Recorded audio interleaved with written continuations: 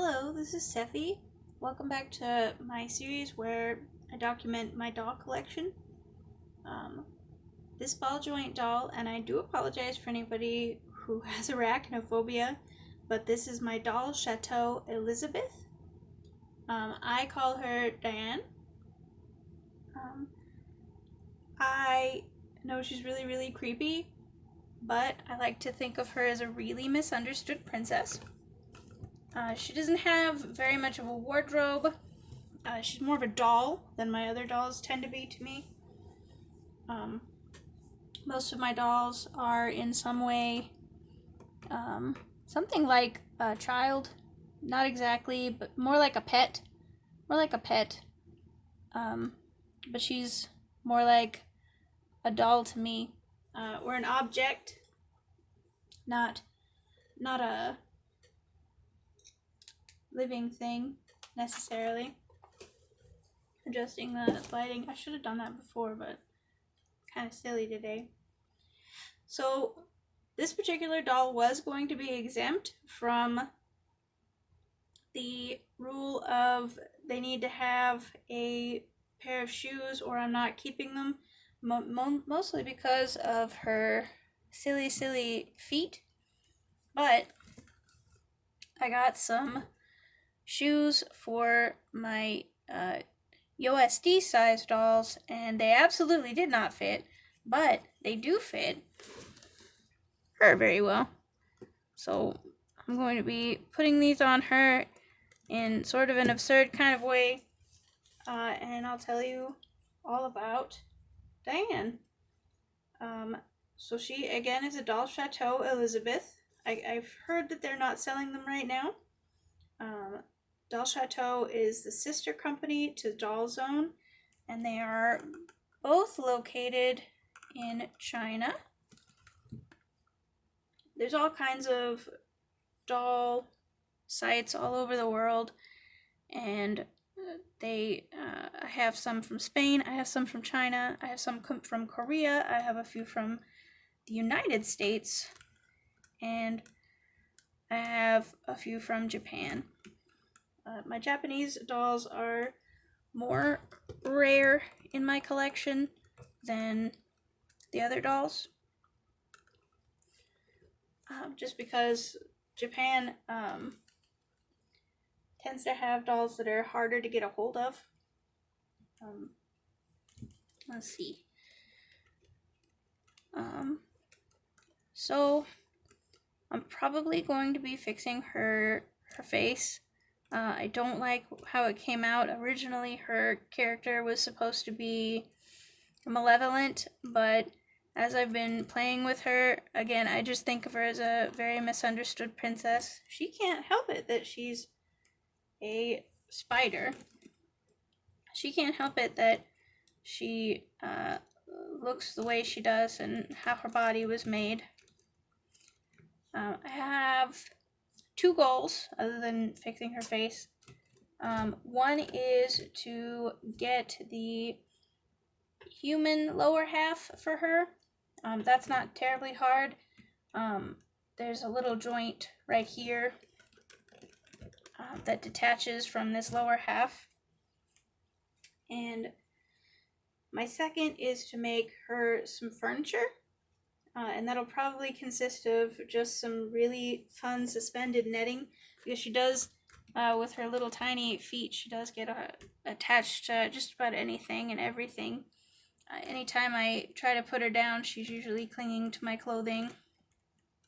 I think I would also like to make her some more clothing. This is a toner dress, I believe, and it just about fits her pretty well. Covers up her fun little butt. It might be nice to do some blushing on her to where the joints are more interesting and her torso is a little bit more interesting. I don't know if I'm going to get around to that. I might lower her neck. One of the draws for me is that she is pretty creepy, and the opposable neck kind of does it for me. I know that's absolutely the opposite for most people, but most people who are in the doll community don't usually get their dolls because they're, how would I put it? They don't usually get their dolls because their dolls are human looking. They get them because they're interesting and fulfill an inside need.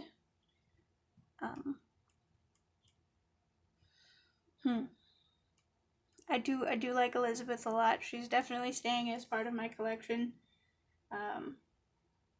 I do want to get her just so that she can fit in with my regular collection a little bit more. I do want to get her lower half. It's gonna be an amount of money. I do want to make some shoestrings for these tiny shoes. They don't fit any of my other dolls, but they fit her perfectly, and I thought that was hilarious. She can stand up on these legs for even a long amount of time, so she could be an extremely creepy, very tall doll with her 6 legs and 1 pair of arms.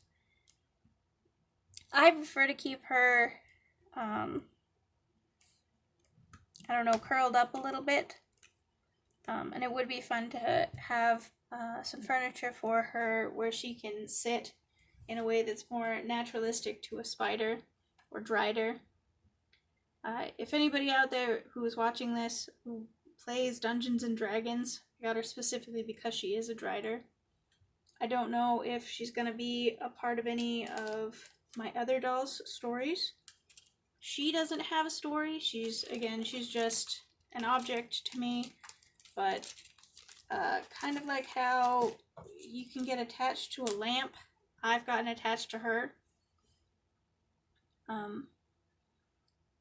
guess it's a little weird that I refer to her as gendered, since I don't see her as a living thing.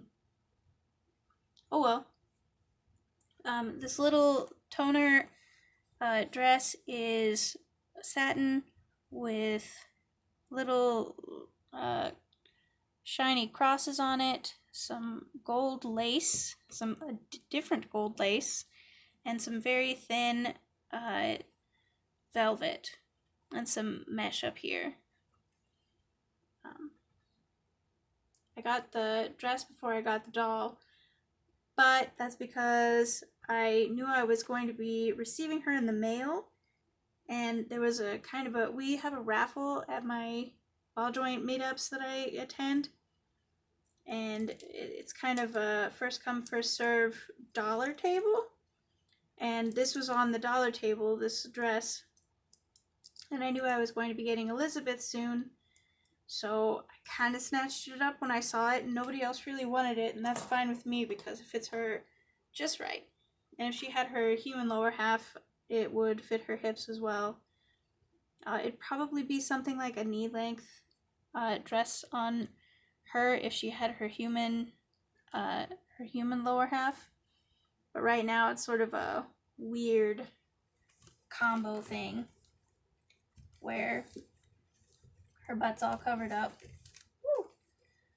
This is opposable, by the way, just like a regular spider or an insect would be. Whoop. There goes her shoe. Her cute little shoes. I'm excited about these shoes. They're pretty swank. I was excited about them for my... I feel like there should be a better term than USD, because they're not USD. That's a Volks doll.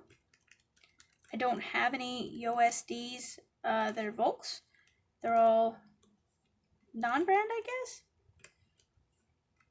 Anyways, these were supposed to be for my USD dolls, but they don't fit any of them.